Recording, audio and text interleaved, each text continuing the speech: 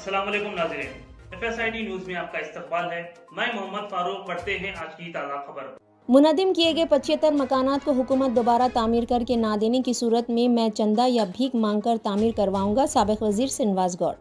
कल survey number 523 Adarsh Nagar में महकमे माल महकमे बल्दिया ने पुलिस के ताउन से गैर कानूनी तामीरात के नाम पर 75 मकानात को मुनद्दिम कर दिया, जिसमें कई एक माजूरों के घर हैं। ऐसे में 2 यौम से साबिका वजीर सिनवाज गौड़ की जानिब से उनके लिए ताम का एहतमाम किया जा रहा है। साबिक वजीर सिनवाज गौड़ ने उनसे वक्तन फ़ौक्तन मुलाकात भी कर रहे हैं। उन्होंने माजूरों को तयक़ुन दिया कि उनको इंसाफ दिलाने के लिए हुकूमत पर दबाव डालकर दोबारा घरों की तामीर करने के लिए इक़दाम किए जाएंगे। मकानात दोबारा तामीर न करने की सूरत में चंदा वसूल किया जाएगा या फिर भीख मांगकर घरों की तामीर की जाएगी। बाद अज़ां साबिक वज़ीर सिनवाज गौड़ ने माजूरों के हमरा ज़िले कलेक्टर से मुलाकात करके उनके साथ हुई नाइंसाफ़ी के मुतालिक याददाश्त पेश की। इंसाफ करने का भी मुतालबा किया। ఆమె అడ్డం పడితే కూడా నీళ్లు పోసి వాళ్ళే పోలీసులు నీళ్లు పోసి తీసుకుపోయి ఇంట్లేసి తన నుంచి గడబెట్టి కూలగొట్టి సార్ ఆమెకు లోపలేసి పండుకొని ఏడ్చి కాలు ముక్తో వినకుండా లోపలేసి మళ్ళీ దమైతు అంటే నీళ్లు పోసి లోపలేసి సార్ చీకట్లో మేము గమ్మ కూర్చున్నాం సార్. చీకట్లో సార్ బయటకు దొబ్బిండ్రు. కరెంట్ లేదు సార్. కరెంటు వచ్చి కరెంట్ 2 సార్లు కట్ చేసి కరెంట్ లేదు సార్. గమ్మ కూర్చున్నాం మేము. కట్ చేసింది సార్. కరెంట్ 2 సార్లు కరెంట్ కట్ చేసి కూలగొట్టింది సార్. 2 సార్లు కరెంట్ కట్ చేసింది డిపార్ట్మెంట్ ఇచ్చారు. ఎలక్ట్రిసిటీ డిపార్ట్మెంట్ కూడా ఎంబడి తెచ్చుకున్నారు పిలుచుకున్నారు. కరెంట్ కట్ చేసి కూలగొట్టింది. కూలగొట్టిన బయట సర్టిఫికేట్లు ఇట్లా అన్ని దాంట్లోనే ఉన్నాయి సార్. ఏ సర్టిఫికేట్లు స్టడీ సర్టిఫికేట్లు ఏమి లేవు. అన్ని దాంట్లోనే పెట్టాయి. కనిపిస్తున్నాయి సార్. సిలిండర్ అంతా దాంట్లోనే పడింది. సర్టిఫికేట్లు కూడా ఏమి లేవు సార్. ఏం సర్టిఫికేట్లు?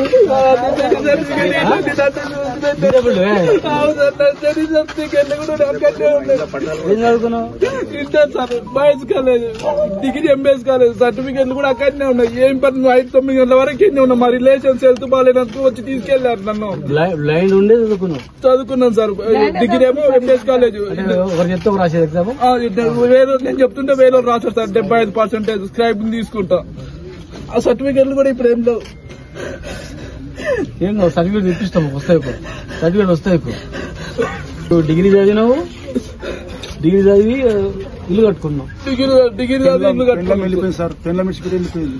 మరి నేను చాకలేనని చెప్పి భార్య వదిలేసిపోయింది గుడ్డని అని చెప్పి. ఇట్లా ఇంట్లో పొజిషన్ ఏం లేరు. ఇప్పుడు అన్నదమ్ముల్లో కొట్లాడుకుంటే ఇక్కడ వచ్చి పొందాను. ఇక్కడ నన్ను హ్యాపీగా ఉంటానని అని చెప్పి అనుకుంటే ఇక్కడ కూడా వచ్చి ఇదే తలకేయడమే.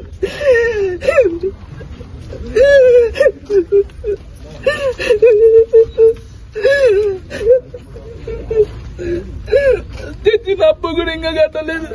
ఫైనాన్స్ లో కూడా తెచ్చుకున్నా.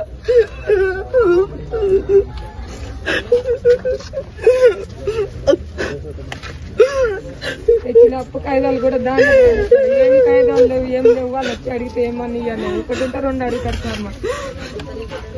మేమున్నాం, భయపడకు. మేమున్నాము. నీకు సర్టిఫికేట్లు వస్తాయి. నీ ఇల్లు వస్తుంది. నడుచుకుంటూ వస్తుంది. ఇల్లు కూడా వస్తుంది. ఏం భయపడకు. ఇవాళ మీలాంటి పరిస్థితి ఇక దేశంలో మళ్ళీ ఎవరికి రావద్దు. అట్లా అయ్యేంత వరకు మేము ఉంటాం. మేము ఉండదు. నువ్వేం భయపడకు. ఈ సర్టిఫికేట్లు అన్ని చేపిస్తాము. మా వాళ్ళు సర్టిఫికేట్ మళ్ళీ అప్లై చేస్తాము. యూనివర్సిటీకి అప్లై చేసి యూనివర్సిటీ నుంచి మళ్ళీ తెప్పిస్తాం. యూనివర్సిటీ నుంచి తెప్పిస్తాము. నీకు ఇక్కడ జాబ్ కూడా ప్లాన్ చేస్తాం. నువ్వేం బాధపడకు. 12 సంవత్సరాల క్రితం కట్టిన ఇల్లు చిన్న రూమ్ సార్. 10 ఫీట్ నీ కాళ్ళు చూసి అన్న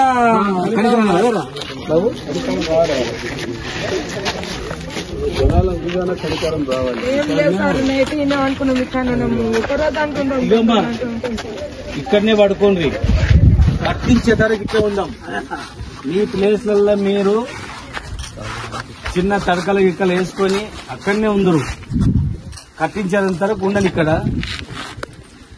మీకు కావాల్సిన భోజనం గీజనం నేను ఏర్పాటు చేస్తాను. కాంగ్రెస్ ప్రభుత్వం అంటారు. ప్రభుత్వం వికలాంగుల కూర్చే ప్రభుత్వం అధికారంలో వచ్చిన తర్వాత 8 ఏళ్ళు పూర్తి కాలేదు. 6 గ్యారెంటీ చెప్పింది. అది చెప్పింది ఈ ప్రభుత్వ అధికారులు కానీ ప్రభుత్వం రేవంత్ రెడ్డి గాని మన మహబూబ్నగర్ జిల్లాలో ఇలా పనిచేస్తారు సార్. రేవంత్ రెడ్డి గారు అవును సార్, చెప్పండి సార్.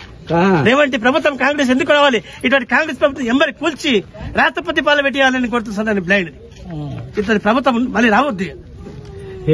మేము మీ 500 పెన్షన్ సరిపోదని 4,000 చేసినాం. ఎందుకు 4,000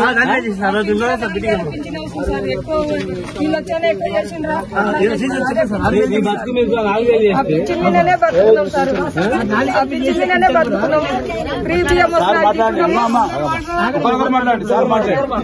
పింఛన్ మీదనే బతున్నాం సార్. మేము గవర్నమెంట్ కి ఫ్రీ బియ్యం వస్తున్నాయి, వండుకుంటున్నాం, తింటున్నాం, పింఛన్ తింటున్నాము, ఉంటున్నాం సార్. ఎక్కడ పోయి చేసినా నాకు 3 బిడ్డలు, 1 కొడుకు సార్. నాకు మా ఆయన నీ బిడ్డ ఇట్లుంది, నీవు ఇట్లుండవు, నా 2 పిల్లలు కూడా సంబంధం రాదు, మీరు వెళ్ళిపోండి, మీకు రూమ్ వచ్చింది కదా అంటే ఇక్కడ వచ్చి ఉన్నాం సార్.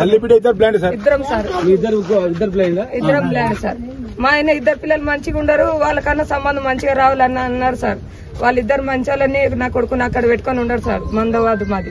వాళ్ళు పెట్టుకొని ఇలా కొట్టింది సార్. మేము ఇక్కడనే రూమ్ కట్టుకొని ఇక్కడనే ఉన్నాం సార్. పింఛన్ పైసలు పెట్టుకొని కూలీనాలు చేసుకొని ఇక్కడనే ఉండి కట్టుకొని ఉన్నాం సార్. అన్ని దాంట్లో పోయినా సార్ ఏం లేవు. 2 రోజుల ఏం తిండి లేదు, ఏం లేదు. ఉదయం తిన్నాము, ఉన్నాం ఇక్కడ.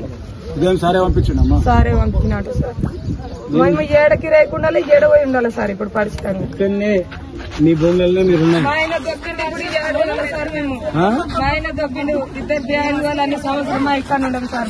మేము బ్లాండ్ అన్ని మా ఉన్న 2 పిల్లలకు కూడా సంబంధం మంచిగా రాలి, వీళ్ళని చూసి వస్తలేరు అన్నారు సార్. బిడ్డ గుడ్డేమని ఈమె కళ్ళు కనబడతాయి అని అతని భార్యనేమో నీ కళ్ళు కనబడుతున్నా భార్య వదిలిపెట్టి వెళ్ళిపోయింది. తప్పుడు కొడితే కూడా పోలీస్ స్టేషన్ లో కంప్లైంట్ ఇస్తే నువ్వు మీ తమ్ముని దగ్గరకు రాను, నీకు ఇది ఇబ్బంది ఉంటే నీకే ఎక్కడైనా బయటకు పోయి బతుకుపో అని చెప్పి పోలీస్ స్టేషన్ లో కూడా కంప్లైంట్, ఎన్నో సందర్భాలు కంప్లైంట్ ఇచ్చాను సార్. పనులు లేకపోయినా చదువుకున్న లాభం లేకపోయింది. చిన్న జీరా సార్, మేము మందిరాల్లో చదువుతుంది సార్. నా బిడ్డ ఆనే ఉంది హాస్టల్లో. ఇంకా పింఛన్ కానీ రాఖీ గట్టని కానీ వచ్చినాం, ఇక్కడనే ఉన్నాం. ఇప్పుడు హాస్టల్ ఉంటుంది, నేననే ఈడ రూమ్. వీళ్ళందరికీ ఈయన పెద్ద మనిషి బాబు, ఇద్దరు వీళ్ళు తిప్పలు పడుకుంటా వీళ్ళందరినీ బాగు చేసుకుంటా దగ్గర తీసుకొని ఇవన్నీ ఇల్లు కథ నా దగ్గర కొట్లాడి అడిగి కమ్యూనిటీలు శాంక్షన్ చేయించుకున్నాం, రోడ్డు శాంక్షన్ చేసినాం. ఇంకా వేయకముందే ఎలక్షన్ వచ్చాయి, అది పోయింది ఇది పోయింది. నీళ్లు లేవంటే నీళ్లు తెచ్చినాం, మిషన్ బయట అయితే నీళ్లు మొత్తం అందరికి ఇంటింటికి నల్ల ఇచ్చినాం. మీరు భయపడకండి, అప్పుడు అంతకుముందు నీళ్ళకి ఎక్కడో దూరం పోతుంది. నీళ్లు ఇచ్చి కరెంట్ ఇచ్చి స్తంభాలు ఇచ్చి రోడ్లు కమ్యూనిటీలు ఇచ్చి అంత చేద్దామంటే అసలు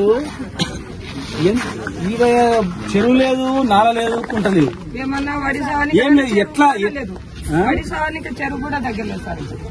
ఎట్లా పడిసావానికి కూడా దగ్గర లేవు సార్ చెరువులు.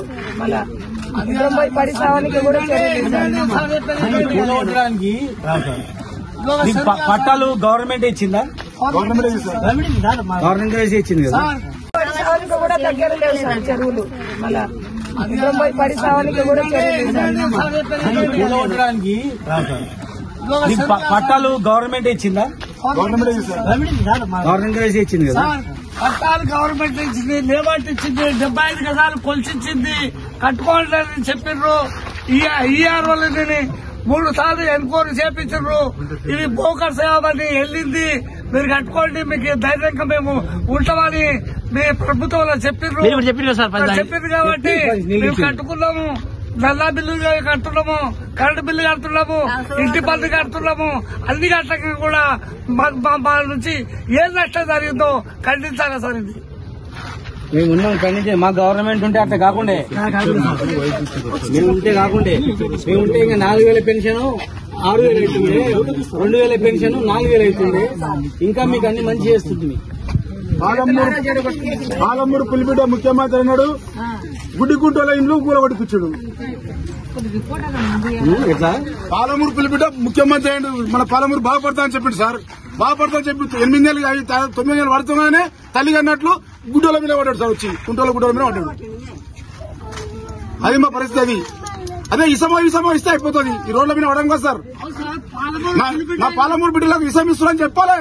ఇలా అమ్మా ఇప్పుడు గమనించండి, 10 ఏళ్ళు మేము కష్టపడి ఊరు బాగా చేస్తాం, హాస్పిటల్ బాగా చేస్తాం. కరోనా సమయంలో కూడా కరోనా కూడా ఎవరు రాలేదు సౌకర్యానికి. కరోనాలో కూడా మేమే మందు పంపించి హాస్పిటల్ ఉన్నంగా పెద్ద హాస్పిటల్ కట్టిస్తున్నాం. ఒక హాస్పిటల్ ఉన్నంగా మిమ్మల్ని వెలకరియడానికి వచ్చి మీకు అండగా నిలబడి ఇండ్లు కట్టియాలని డిమాండ్ చేస్తే శ్రీనివాస్ గౌడ్ వాళ్ళని ఎక్కువ మాట్లాడుతూ ఇండ్లు కట్టిస్తారంటే ఉన్న ఇంకా అన్ని కూడా కొడతాము, రేపు నుంచి చూద్దామని అంటారు. ఇంకా మామూలు ఇంకా చాలా ఉన్నాయి అంటే ఏం చేస్తారు? ప్రాణం అయితే చేయరు కదా మీరు. దేశం అమ్ముకుంటుందా? ప్రాణాలు తీస్తే ప్రాణాలు చేయాలంటే ఇల్లు కొంప కట్టేయాలి అంతే. రెండే మా డిమాండ్ సార్. ఉంటుందా? అంటే మిమ్మల్ని పలకరియడం కూడా పాపం అంట.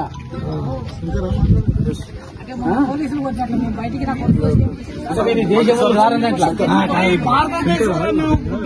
కుట్రోలపైన కూడా మా దగ్గర మేము మనుషులం కావా, మనం ఎదుగొద్దా, మేము ఎట్లా మాట్లాడొద్దా, మా దగ్గర ఓటు తీసుకుంటారు, గెలిపించుకుంటారు. మా ఇల్లు కూడా కొట్టి 8 సంవత్సరాలు కూడా చక్కగా కాలేదు. ఇల్లు కూడా కొట్టి 8 నెలలు కూడా చక్కగా కాలేదు. మా ఇల్లు కూడా కొట్టినంటే ఇది చాలా దురాదృష్టం. దీన్ని ఎమ్మడే ఖండించి ఈడనే కాదు, పొద్దుగాల పూట హైదరాబాద్ లో కూడా బాగా ఖండించిన, గవర్నమెంట్ కూడా చెప్పినా మీరు బేషరతుగా వచ్చి ఈడ ఇల్లు కట్టియాలి వాళ్ళకని చెప్పిన, వాళ్ళకి ఏదైనా జరిగితే కూడా మీదే బాధ్యత అని చెప్పిన. ఇప్పుడు ఇంట్లో ఒక ఆమె డెలివరీకి ఉంది, హాస్పిటల్ కు డెలివరీ తీసుకొని నొప్పులు వచ్చిన డెలివరీ తీసుకొని పోయింది. ఆయన ఇల్లు కుప్పం సార్, ఏం లేదు, మొత్తం అయిపోయింది సార్. మొత్తం ఇప్పుడు ఆమె డెలివరీకి ఉందన్నా ఈడిసి బయట పడేసి ఇల్లు కొట్టిండ్రు. ఇలా నొప్పులు వచ్చినాయని హాస్పిటల్ తీసుకొని పోయింది. ఇప్పుడు డెలివరీ అవుతుంది ఆమె, ఇప్పుడు డెలివరీ అయినాక ఆడుకోవాలి. చూడండి ఎంత బాధ చెప్పండి. ఆపిల్ సార్ ఫోన్ చేసి వస్తున్నాం రానిగో. మీరు ఇప్పుడు గిట్లకించి ఎవరైనా 2-3 రూమ్లు ఉన్నోళ్ళు కూలగొట్టేళ్ళకు పక్కన రాత్రి కూడా వర్షం కాలం వరకు దీన్ని జాగించి పండుకునేటట్టు చేయండి.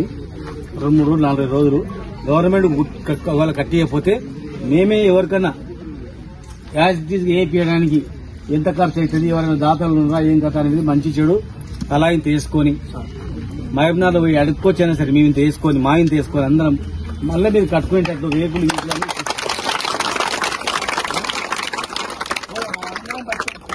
జోర ఇవ్వాలంటే ఇది కాదు, మనం అందరం కలుసుకొని పోదాం, పోయి జోర కట్టుకుందాం. బస్ స్టాండ్ లో పోయి గవర్నమెంట్ కూలగొట్టింది తలా ఇంత సాయం చేయండి బాబు అన్నాం.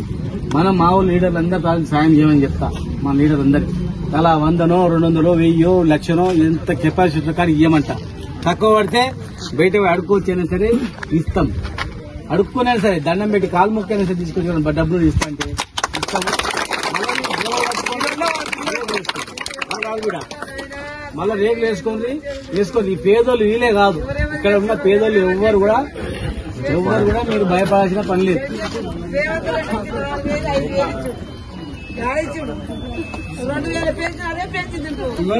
అప్పటివరకు ఇల్లు అమ్మా కెపాసిటీలో తినండి. టిఫిన్ ఉదయం మధ్యాహ్నం భోజనము రాత్రి భోజనము వండి పంపిస్తా. నేను మంచి దగ్గర తినండి, మంచినీళ్ళు పంపిస్తా. నీళ్లు మంచినీళ్లు అన్నం తినండి. ఉదయం టిఫిన్ కూడా పంపిస్తా. బాత్రూమ్ ఆడపిల్లల బాత్రూమ్లు లేవు కనుక ఎవరైనా బాత్రూమ్ల కాడ ఆడపిల్లల కాడికి ఎవరైనా ఇళ్లలో బయట బాత్రూమ్లలో చేయండి. ఎందుకంటే వాళ్ళు ఆడపిల్లలు కదా, స్నానాలు చేయడానికి బాత్రూమ్లకు ఒక బాత్రూమ్ ఇస్తే వాళ్ళు బాత్రూమ్ ఆడుకుంటారు. రాత్రి పూట వండుకుంటారు, పొద్దుగాల పూట వాళ్ళ ఇళ్ల కాడ వాళ్ళు చదువు చేసుకుంటారు. వీళ్ళని తొందరగా గవర్నమెంట్ గా మేము చేయమంటే మేము చేస్తాం. సరే సార్, మేము చేసి మేము ప్లాన్ చేస్తాం. మేము ప్లాన్ చేసి మేము తయారు చేస్తాం.